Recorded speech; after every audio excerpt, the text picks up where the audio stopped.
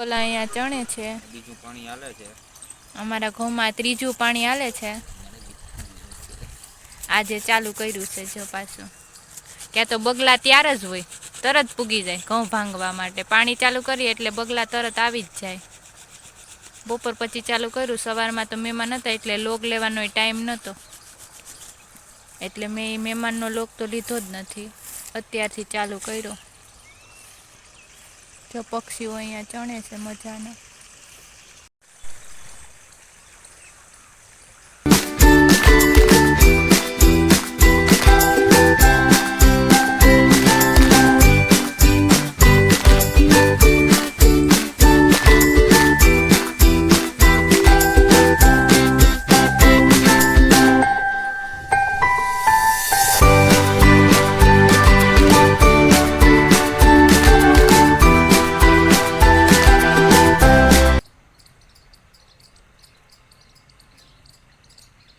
જે આપણે લુગડા ભેગા કરવા આવ્યા હતા એટલે આપણે લુગડા ભેગા કરી લીધા છે.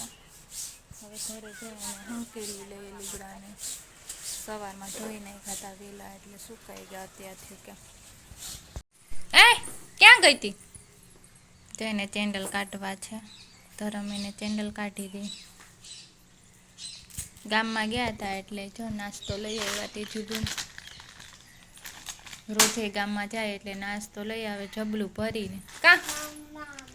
ક્યાંથી લઈ આવી? હે?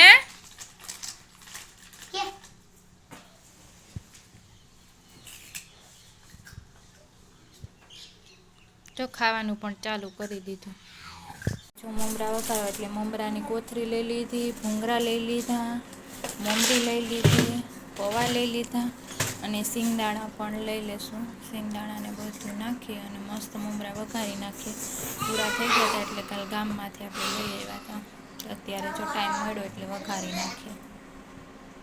જો આપણે પાપડ એ પણ નાખશું, અલગનો પાપડ, પછી પૌવા છે, મમરી છે, નીચે ભૂંગળા છે અને સિંગદાણા પણ છે. બધું આપણે તળી અને મિક્સ નાખી દીધું. હવે તેલ ગરમ કરી લીમડું નાખી અને આની અંદર છટકાવી નાખશું. મીઠું ને બધું નાખી, ચટણી પણ નાખી દીધી છે. હવે તેલ ગરમ કરી અને આની ઉપર નાખી અને મિક્સ કરી નાખશું એટલે આપણા મમરા થઈ જાય રેડી.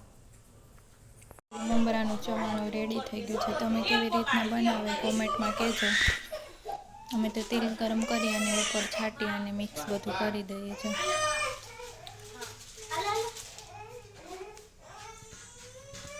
બેન જો અમારા ગાડી લઈને આવે છે. 4 વ્હીલ છે કે 2 વ્હીલ તો ખબર નહીં પણ લઈને આવે છે. જઈ